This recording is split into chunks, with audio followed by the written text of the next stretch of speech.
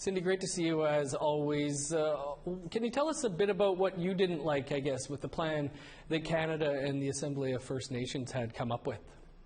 You'll remember, Dennis, that the Canadian Human Rights Tribunal awarded $40,000 to the children and their parents and grandparents who were discriminated against Canada in ways that separated their families, hurt some kids, and also sadly led to the deaths of some children.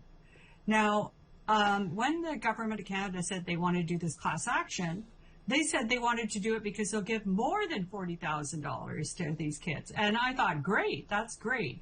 But when we read the final fine print in the final settlement agreement, it turned out that some children and families will get more.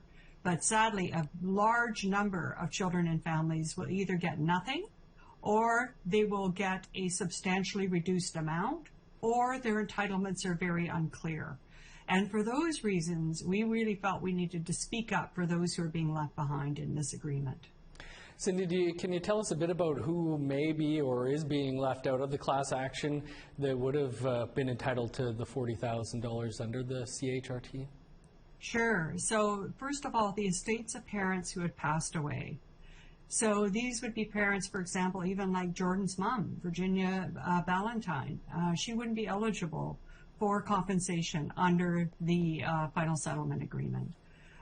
So that's one group. And that's so important to us, Dennis, because those monies for parents, that would have gone to their children, most likely. Mm-hmm. And that would have been a benefit to them.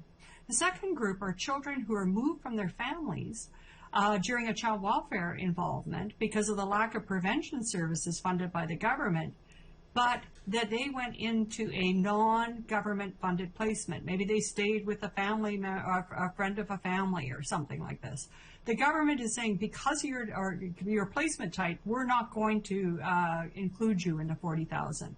And to give you some sense, when we look at the different types of placements kids are in child welfare, this is a very frequent type of placement. Families make arrangements on their own. Those people get nothing.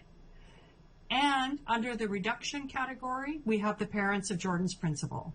So those folks will get about $20,000 as far as we can tell. And then for other Jordan's principal children and entitlements, we don't know because the criteria aren't clear. Cindy, what do you want to see happen with this hearing? We want to see that these children and these families, they're put back in there. They have a legal right for the $40,000 in compensation for the harms that they experience. Canada should pay that amount to them. And then do as the ministers had promised, give some people more. It's about fixing this and making sure that no one's left behind. Cindy, just lastly here, what's the message you want all victims of Canada's discrimination to hear? I want you to know that we are here to fight for you, that we recognize that what you went through was life-changing in the worst possible way, and that we will hold Canada's feet to the fire to compensate you and to treat you with justice going forward, and we won't leave anyone behind.